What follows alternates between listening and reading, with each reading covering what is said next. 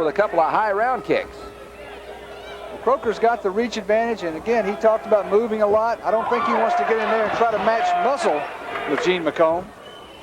McComb trying to move inside already. He'd like to get in. He'd like it nothing better than to get inside with Croker and just stay there. The first few seconds of the fight is a struggle for dominance. Whose fight are we going to fight? Out far away where Croker wants it, or in close where McComb wants it? Right now, they're just feeling out, struggling for that position. Well, as we mentioned, McComb is throwing his kicks only about 2 inches over the belt line.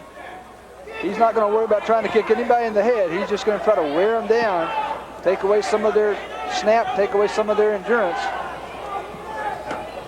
You have to be in the ring and on the receiving end of some of those body kicks to realize how much they take out of a fighter. McComb throws a little spinning back kick that Croker kind of moved into. Croker caught him on his elbows, but the kick hit with pretty good power. So far, Croker is winning the battle for which distance are we going to fight at. Croker is doing what he said he would do before the fight. He's keeping McComb at bay with those long arms and long legs. McComb hasn't been able to land so far in this first round.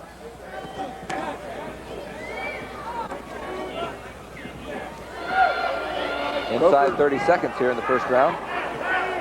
Croker moving left and right, not trying to move, not wanting to move straight back or not wanting to stand toe-to-toe, using that reach, but really hasn't been able to score any real effective hard shots. For that matter, nor has McComb.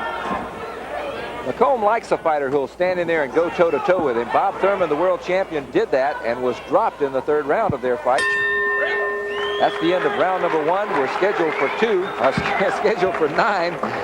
Number 2 coming up in just a moment. Don't be left. Telling him, don't turn it on yet. Just stay back, play the game, throw that jab, keep those kicks working. I expect to see McComb start to go ahead and try to walk through some of those jabs. I gave the first round 10-9 to Daryl Croker, really just because he controlled the pace and the distance of the round, more effectively than McComb did. He was able to play his game more effectively than McComb could play his own. So he's ahead 10-9 unofficially on my card. Each round scored on a 10-point must system by our judges at ringside. That means 10 points to the winner and less than 10 points to the loser.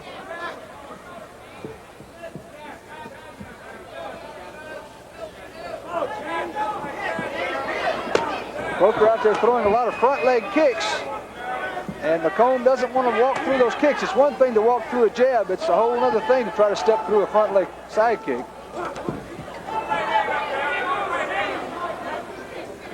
McComb a little frustrated at trying to get inside. He's not able to connect. Croker moves laterally very well.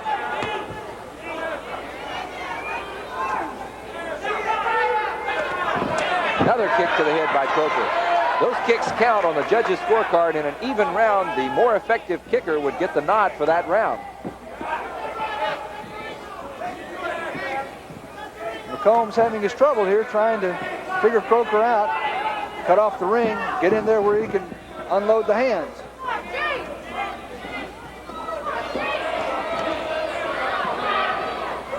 When McComb tries to step inside, that jab is lashing out.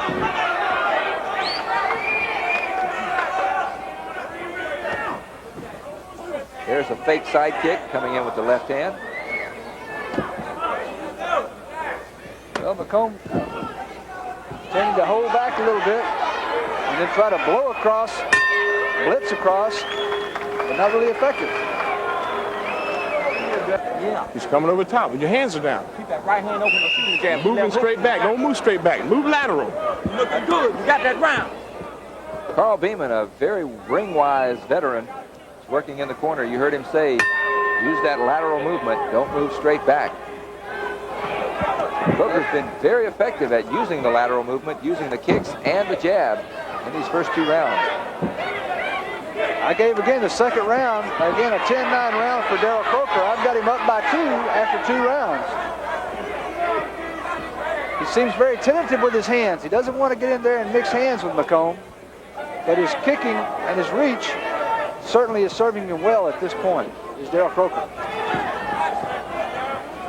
McComb wading in with the weight on his heels. He's not a very fluid fighter. He caught that leg on his shoulder and landed a left-right combination.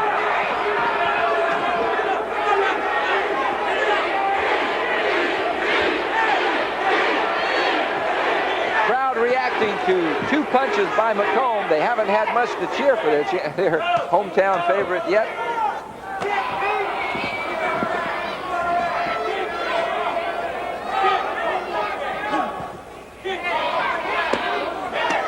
Reportedly a crowd of 4,000 plus here in the Lake Charles Civic Center, and he's down. A right hand. The first big right hand of the fight, and Croker is down. 9, 10, the fight is over. A third round knockout.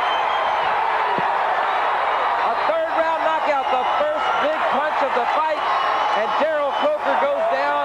He's still staggering. They're holding him up, carrying him back to his corner, and the crowd is going bananas. The crowd is literally going bananas. Getting into the ring, Gene McComb wins the United States Championship in the light middleweight division. The third round knockout of Daryl Croker. Look at this audience. They love Gene McComb.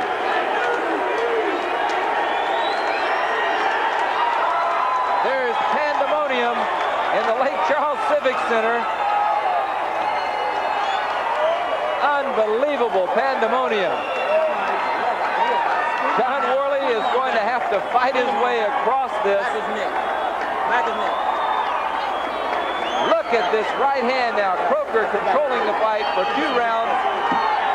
McComb biding his time, waiting for one clean shot. He bobs with a left hand, and that right put Croker down for the count. Gene McComb captures the U.S. middleweight crowd and proves that determination and persistence all pay off.